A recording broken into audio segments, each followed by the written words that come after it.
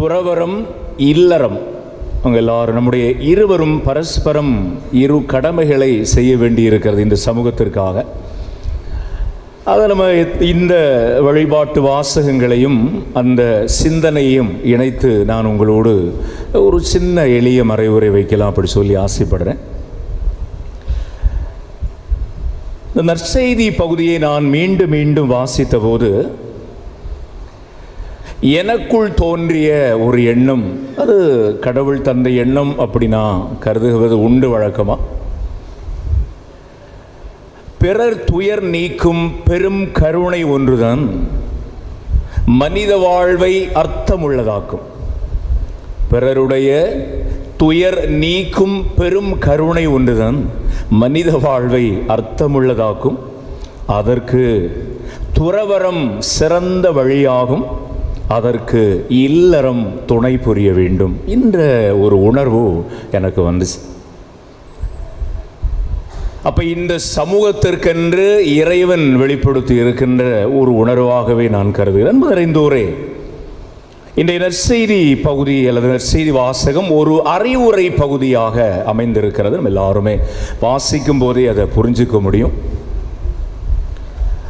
இயேசு தனக்கென சீடர்களை தேர்வு செய்து பயிற்சி கொடுத்து இருவராக பல ஊர்களுக்கு அனுப்பி வைக்கும் பொழுது அவர்கள் அங்கே எவ்வாறு செயல்பட வேண்டும், எத்தகைய மனநிலையை முன்னிறுத்த வேண்டும் என்பதை அறிவுரையாக கூறியவற்றை இன்றைய நற்செய்தி வாசகம் பதிவு செய்கிறார்.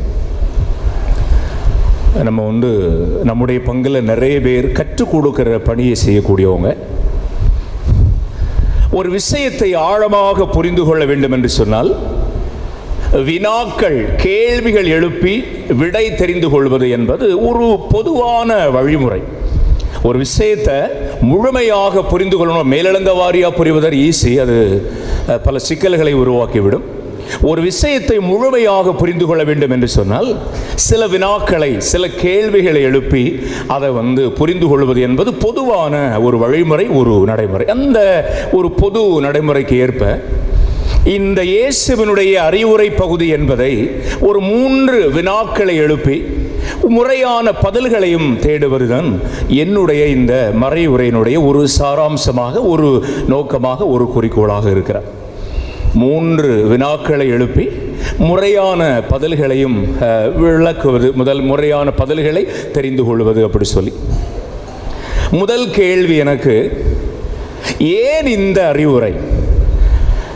இயேசு எதுக்கு இந்த அறிவுரை அவங்களுக்கு சொல்லணும்? அதுதான் அவர் தேர்வு செய்து பயிற்சி கொடுத்து தானே அனுப்புகிறாரு, அப்புறம் ஏன் தனியாக அறிவுரை சொல்லணும் அப்படி சொல்லி ஒரு கேள்வி. இந்த கேள்விக்கு விடை தேடிய போது நம்ம எல்லாருக்கும் தெரியும், இயேசுவினுடைய முதன்மை பணி அல்லது ஒரே நோக்கம் என்பது தன்னுடைய தந்தையின் திருவுளத்தை நிறைவேற்றுவது இல்லையா?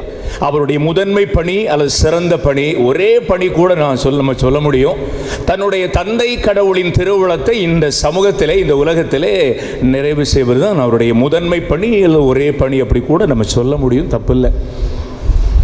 ஒரு சின்ன உதாரணம் சொல்லுறேனே, விவிலியம் தழுவிய உதாரணம்.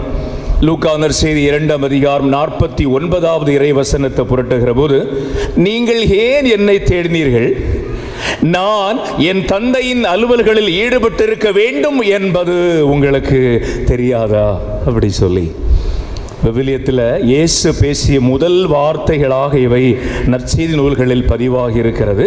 ஆக இயேசுவினுடைய முதன்மை பணி அல்லது ஒரே பணி என்பது தன்னுடைய தந்தையின் திருவுளத்தை நிறைவேற்றுவது என்பது மிக தெளிவாக நமக்கு புரிகிறது.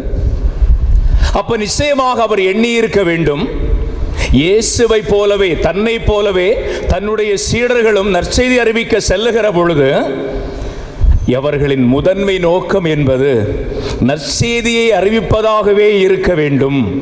2ஆம் தர தேவைகளான உணவு, உடை, உறைவிடம், செல்வம் போன்றவைகள் எல்லாம் இந்த முதல் தர தேவையாக அமைந்துவிடக் கூடாது என்பதிலே இயேசு உறுதியாக இருந்தார் என்பதுதான் இந்த அறிவுரையினுடைய பின்னணியாக இருக்கிறது. நிறைய பேர் இருக்குது இல்லையா? அப்போ அருள் பணியாளர்கள் அல்லது துறவு நிலையை தேர்வு செய்தவர்கள் நற்செய்தி அறிவிப்பு மட்டுமே முன்னிலைப்படுத்தணும், மற்ற எல்லாமே இரண்டாம் தர தேவை, அவை தானாக தரப்படும் இல்லையா, நீங்க அதற்கு போய் கேட்டு நிற்காதுங்க அப்படி சொல்லக்கூடிய அந்த ஒரு செயலுக்கு தான் இயேசு இந்த அறிவுரையை சொன்னாரு அப்படி சொல்லி நான் சிந்திக்கிறேன். ஒன்று. கேள்வி 2, இயேசுவினுடைய இந்த அறிவுரை இன்றைய நடைமுறைக்கு சாத்தியம்தானா? இயேசுவினுடைய இந்த அணுகுமுறை, இந்த அறிவுரை இன்றைய நடைமுறை வாழ்வுக்கு சாத்தியம்தானா அப்படி சொல்லக்கூடிய 2 நகைச்சுவை மட்டும்தான். அதில் சிரிப்பு வந்தால் சிரிங்க, இல்லைன்னா விட்டுருங்க. கஷ்டப்பட்டு சிரிச்சிடக்கூடாது, நுரையீரல் போட்டிடும். கிளியராக இருக்கா? இந்த வாட்ஸ்அப்பில் குற்றால பாறையிலே இப்படி எழுதப்பட்டிருந்துச்சான், இயேசு வருகிறார் அப்படி சொல்லி. அதுக்கு கீழே ஒருத்தன் எழுதுனானா, சீக்கிரம் வர சொல்கிற மாப்பிள்ள, சீசன் முடிய போகுது அப்படி சொல்லி. இயேசு வருகிறார், சீக்கிரம் வர சொல்லு, அவன் சீசன் முடிய போகுது, அப்புறம் தண்ணி இருக்காது அப்படி சொல்லி. இந்த பிரிவினை சபை கிறிஸ்தவர்கள் இயேசு வருகிறார் என்ற தலைப்பிலே பல துண்டு பிரசுரங்களை அச்சடித்து ஆங்காங்கே கொடுப்பதை வாடிக்கையாக கொண்டிருப்பாங்க. நீங்கள் எல்லாரும் வாங்கியிருப்பீங்க. பின்னாடி கிடைச்சி எழுதியிருப்பாங்க, இதை 90 பேருக்கு எழுதி கொடுக்கலாம், நீ ரத்தங்கக்கி சாவோன்னு எழுதியிருப்பாங்க. அப்போ அதை வாங்குவதா, துடைப்பதா, தூரப்படுவதா, கொண்டு பைபிளில் வைப்பதா, ஐயோ 90 முறை எழுதுவதா, இப்படியெல்லாம் நம்மளை பயமுறுத்தி அப்படி இருப்பாங்க. இப்படி எழுதி இந்த துண்டு பிரசுரம் ஒரு பஸ் கண்டக்டர் கையில் கிடச்சிட்டு, கண்டக்டர் பாக்கி படிக்க இயேசு வருகிறாரா, அவன் யாரும் வரட்டும், ஆனால் டிக்கெட் வாங்காமல் எவனும் பஸ்ஸில் பயணம் செய்ய முடியாது, மரியாதையாக சொல்லிருங்க இயேசு விட்டு அப்படி சொல்லி அவன். எனவே அப்போ இயேசுவின் அறிவுரை இன்றைய நடைமுறை வாழ்வுக்கு சாத்தியம்தானா? இன்று இயேசுவே வந்தாலும் அவர் பயணச்சீட்டு வாங்கி கொண்டுதான் பேருந்தில் பயணிக்க முடியும் என்கின்ற ஒரு நிலை இருக்கிறது. அப்படி இருக்க இந்த நற்செய்தியில் ஆண்டவர் இயேசு தம் சீடர்களை நற்செய்தி பணிக்காக அனுப்புகிற போது அவர்கள் தங்களோடு உணவோ பையோ பணமோ எதுவுமே எடுத்து செல்ல வேண்டாம் என்று கட்டளையிடுகிறாரே, இது நடைமுறைக்கு ஏற்புடையதுதானா என்ற ஒரு கேள்வி எழுகிறார். ஒருவேளை உங்களோடு சேர்ந்து இயேசுவினுடைய அறிவுரை இந்த காலகட்டத்திற்கு ஏற்புடையதே என சொல்லணும் அப்படின்னா, உங்களுக்கும் எனக்கும் 2 கடமைகள் இருக்கிறது. உங்களுக்கும் எனக்கும் 2 கடமைகள் இருக்கு. அந்த கடமைகளை தான் வலியுறுத்துறேன் இந்த நாளில், சவால் அப்படி சொல்லி. நற்செய்தியை அறிவிப்பவர்கள் பணத்தை அல்ல, கடவுளையே நம்பி தங்கள் தூதுரை பணியை மேற்கொள்ள வேண்டும். இது எனக்கு. நற்செய்தியை கேட்பவர்கள் அதை அறிவிப்பவர்களின் இன்றியமையாத தேவைகளை நிறைவு செய்ய கடமைப்பட்டிருக்கிறோம். அவங்களுக்கு ஆடம்பர செலவுக்கு இல்லை, இன்றியமையாத சில தேவைகள். முதல் தேவை, அங்கே தங்க வச்சுருக்கிறீங்க, சாப்பாடு தர்றீங்க, ஆனால் அதுக்குள்ள சம்பளம் அந்த இதெல்லாம் ஃபாதர்ஸ் தான் கொடுக்க சொல்லியிருக்கிறீங்க. 1600 குடும்பங்கள் இருக்கிறீங்க.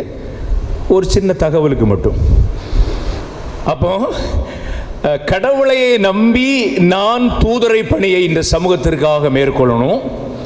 நற்செய்தியை கேட்பவர்கள் அதை அறிவிப்பவர்கள் இன்றியமையாத தேவையை நிறைவு செய்ய கடமைப்பட்டிருக்கிறோம். பரஸ்பரம் இந்த உதவிகளை செய்திரும். ஒவ்வொன்றையும் தழுவிய சில உதாரணங்கள் செல்லுங்களே. மத்தேயு நற்செய்தி 10ஆம் அதிகாரம் 10வது வசனம், வேலையாள் தம் உணவுக்கு உரிமையுடையவரே இயேசு சொன்னது. மத்தேயு 10ஆம் அதிகாரம் 42வது வசனம், என்னுடைய சீடருக்கு ஒரு கிண்ணம் குளிர்ந்த நீர் கொடுப்பவன் அதற்குரிய கைமாறு பெறுவான். இயேசு சொன்னது, இயேசு சொன்ன அதை செய்வார். நம்மளுக்கும் அவருக்கும் வித்தியாசம் அது. அவர் சொன்னதை அழகாக செய்வார். புனித பவுல் கொஞ்சம் கூட உரிமையோடு சொல்லுவார். அவர் கலாத்தியர் 6:6 இறை வார்த்தையை கற்றுக்கொள்வோர் அதை கற்றுக் கொடுப்போருக்கு தமக்குள்ள நலன்கள் அனைத்திலும் பங்கு அளிக்க வேண்டும். அழகான ஒரு உரிமை, அழகான ஒரு உரிமையை பவுலடியார் சொல்றார். அப்போ இது இயேசுவினுடைய அறிவுரை இன்றைய காலகட்டத்திலும் சாத்தியம்தானா என்கின்ற கேள்விக்கு பதில் நீங்களும் நானும் பொறுப்பு. நான் இயேசுவை முன்னிலைப்படுத்தி நற்செய்தியை மட்டும் அறிவிக்கணும், அவரை நம்பி அறிவிக்கணும்.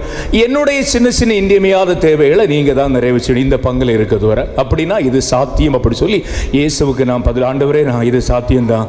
அன்றைக்கு நீங்கள் சொன்னீங்க, ஒரு சின்ன இயேசு அடுத்த போதனை செய்கிறார், சரியா, அது சாத்தியம் அப்படி சொல்லி. என்னுடைய 3வது கேள்வி, இதையே நான் உங்களிடம் சொல்லிக் கொண்டு இருக்கிறேன். இல்லையா? வந்தமா போனமா நற்செய்தி வாசித்தமா ஆண்டவர் இப்படிலாம் உங்களுக்கு சொல்றாரு, ஆமேன் அப்படி சொல்லிட்டு போனா ரொம்ப சந்தோஷம். இங்க கோயிலுக்கு வரக்கூடிய எல்லாரையும் ஆண்டவர் கதற ஆசீர்வதிப்பாராக, உனக்கு அதை கிடைச்சு தந்துருவார், இதை தந்துருவார், அப்படி இப்படி ஆமேன் அப்படி சொல்ல. ஐயோ தங்கமான ஃபாதர், எங்க போனா மட்டும் போதுமா, எல்லாம் கிடைச்சிருமா அப்படி சொல்லி அப்படி இல்லை. மூன்றாவது கேள்வி, இதை ஏன் நான் உங்களிடம் பேசிக் கொண்டு இருக்கிறேன்? அதற்கு 2 காரணங்கள் இருக்கு, பார்த்துடுங்க. எனக்கு வந்து பிளாக் போர்டு கொடுத்தீங்கன்னா ஒன்னொன்னா எழுதி போட்டே பாடம் எடுத்துருவேன், சரியா?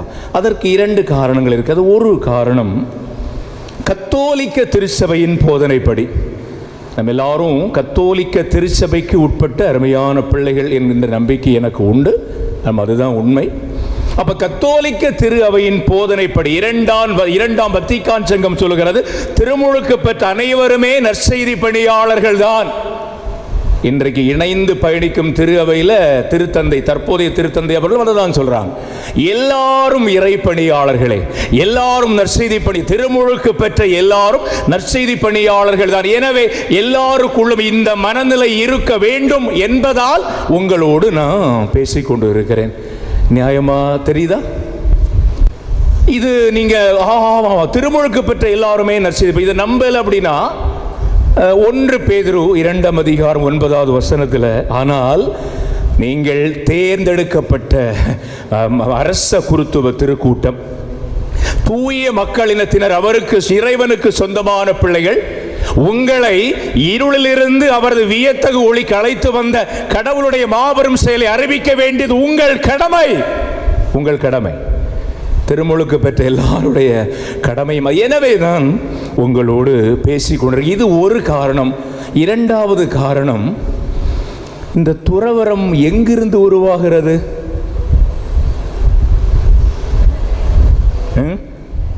எங்க இல்லறத்திலிருந்து தான் உருவாகிறது. எனவே இல்லறவாசிகளை உங்களோடு பேசுவது நியாயமா இருக்கா சொல்லுங்கள். ரைட். அப்போ இல்லறத்திலிருந்து தான் துறவரம் உருவாகிறது. குடும்பங்கள் தான் இறைப்பணிக்காக அல்லது இறைப்பணிக்காக திருச்சபைக்கு பணியாளர்களை அனுப்பி வைக்கிறார்கள், இல்லையா? எனவே இந்த துறவர மனநிலை, முதல்ல சொன்னேன், பிறர் துயர் துடைக்கும் பெரும் கருணை ஒன்றுதான் மனித வாழ்வை அர்த்தமுள்ளதாக்கும். அதற்கு துறவரம் என்பது மிக முக்கியமான ஒரு சான்று. அதற்கு இல்லறம் என்பது துணை புரியணும், அப்படி சொன்னேன். அப்போ 2வது காரணம் அதுதான், இல்லறத்திலிருந்து தான் திருச்சபைக்கு பணியாளர்களை அனுப்பி கொடுக்கிறோம். எனவே அந்த பணியாளர்களை அனுப்புகிற போதே இந்த துறவு மனநிலை என்பது ஆண்டவர் இயேசுவினுடைய அறிவுரைக்கு தகுந்த ஒரு பணியை செய்திடு மகனே, செய்திடு மகளே என்று சொல்லி நீங்களும் அறிவுறுத்துகின்ற கடமை நம்ம எல்லாருக்கும் இருக்கு, இல்லையா? ரைட். கடைசியாக செல்லுங்களே, சுவாமி விவேகானந்தர் நிறைய சிந்தனைகள் எல்லாம் படிச்சிருப்போம். அவர் நரேந்திரனாக இருந்தபோது அவருக்கு ஒரு சின்ன ஆசை, நான் துறவியாக மாறணும் அப்படி சொல்லி.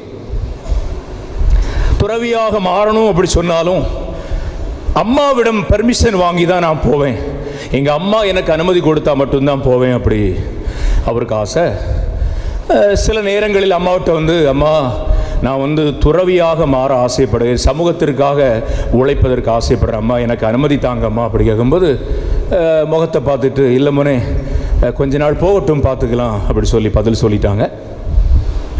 திருப்பி எப்போதெல்லாம் இவருக்கு வாய்ப்பு கிடைக்குது, அம்மா நான் துறவியாக போகிற ஆசைப்படுறேம்மா அப்படி சொல்லி. அப்போ அந்த அம்மா கொடுத்த முதல் வேலை நம்ம கேட்பதற்கு ஈஸியாக இருக்கும், ஆனால் நம்மளும் அதில் இருப்போம். அப்படியா மோனே, அந்த கிச்சனில் போய், சமையல் அறையில் போய், அல்லது லோக்கல் லாங்குவேஜில் அடுக்கலையில் போய் ஒரு கத்தி எடுத்துகிட்டு வா அப்படி சொன்னாங்க. அவரும் கத்தியை கொண்டு கொடுத்தாரு. அதை பார்த்துட்டு, இல்லை நீ இன்னும் தகுதி ஆகலை, இன்னும் கொஞ்ச நாள் போகட்டும் பார்த்துக்கலாம் அப்படி சொல்லி தள்ளி போடுறாங்க. மீண்டும் எப்போதெல்லாம் இவர் துறவியாகணும் சொன்னாரோ அப்போதெல்லாம் ஒரு கத்தியை எடுத்துட்டு வாமோனே அப்படி இவர் கத்தியை கொண்டு கொடுக்கிற போது அதை பார்த்துட்டு, இல்லை உன்னை நீ இன்னும் தகுதி ஆகலை அப்படி சொல்லிட்டு அவங்க தள்ளி விடுறாங்க. ஒரு முறை விவேகானந்தர் இந்த கத்தியை கொண்டு அவன் கையில் கொடுக்கும்போது அப்படியே அவர் தன்னுடைய மார்போடு அந்த மகனை அணைத்து கொண்டு, மகனே இன்று முதல் நீ துறவற வாழ்வுக்கு தகுதியானவன் அப்படி சொல்லி பெருமைப்பட்டாங்களா. அப்போ இவருக்கு புரியலை, என்னடா இது? நான் கேட்கும் போதெல்லாம் ஒரு கத்தியை கொண்டு வர, கத்தி எடுப்பதற்கும் துறவரத்திற்கும் என்ன சம்பந்தம்? யாரும் பயந்துராதுங்க, நம்ம மேடையிலாம் கத்தி இல்லை. கத்தி எடுப்பதற்கும் துறவர வாழ்வுக்கும் என்ன சம்பந்தம்? அப்படி அம்மாவிட்டே கேட்டுட்டேன். அம்மா, பல முறை நான் இந்த கத்தியை கொண்டு வந்திருக்கிறேனே, நீங்கள் அப்போதெல்லாம் நீ தகுதி இல்லைன்னு சொன்னியே, இன்று ஏன் எனக்கு தகுதி வந்தது? அப்படி சொல்லும்போது, மகனே, நீ அந்த கத்தியை கொண்டு வரும்போது பாதுகாப்பான அந்த கைப்பிடி பகுதியை நீ பிடித்து கொண்டு கூர்மையான குத்துகிற பகுதி எனக்கு தந்தாய். அதில் நீ பக்குவப்படவே இல்லை. ஆனால் இம்முறை நீ வந்தபோது பாதுகாப்பான பகுதியை என் முன் நீட்டி கூர்மையான குத்தும் பகுதியை உன் கையில் எடுத்துக்கொண்டாய். பிறரை காயப்படுத்துகின்ற அந்த எந்த ஒரு காரியத்தையும் ஒரு துறவியை அனுமதிக்க மாட்டான், அனுமதிக்க கூடாது. உன்னை பாதுகாத்து கொண்டு பிறருக்கு தீயது செய்ய எண்ணினால் நீ துறவியாக இருக்க லாயக்கே கிடையாது மோனே. ஆனா இன்றுதான் நீ உன்னுடைய அந்த கத்தியை கொண்டு வந்த போது கூர்மையான பகுதி, துன்புறுத்துகிற பகுதி நீ எடுத்துக்கொண்டு பாதுகாப்பான பகுதி எனக்கு தந்தாய். நீ துறவியாக போவதற்கு இது தகுதி. உன்னை நம்பி வருகிற மக்களுக்கு பாதுகாப்பான பகுதியை கொடுக்க நீ கற்றுக்கொண்டாய். அப்படி சொல்லிச்சு சொன்னாங்க. யாரெல்லாம் வீட்டில் அம்மா அந்த கத்தி எடுத்துட்டு வாமான்னு உங்கள் கணவர் சொன்னா எந்த பகுதியை கொடுப்பீங்க? யோசிங்க. அதுதான் துறவு மனநிலை. அங்கே தான் தொடங்குது. நான் எங்கள் சமையல் அம்மாவுக்கு படித்து கொடுத்துட்டேன். முந்தா நாள் படித்து கொடுத்தேன். அம்மா ஒரு கத்தி கொண்டு வாங்கம்மான்னு கேட்டேன். ஹாய், கொஞ்சம் மிஸ் பண்ணியிருந்தால் உங்களுக்கு வேறு பங்கு தந்தே வந்திருப்பார். ஆமாம், நான் எக்கி பிடிச்சிட்டேன் வேறு இல்லைன்னா இதோ கத்தி. அப்புறம் அம்மாவை திருப்பி கொடுத்து, அம்மா இப்படி தரக்கூடாது, இப்படி தர. ரொம்ப அருமையாக மகிழ்ச்சியாக ஏற்றுக்கொண்டாங்க.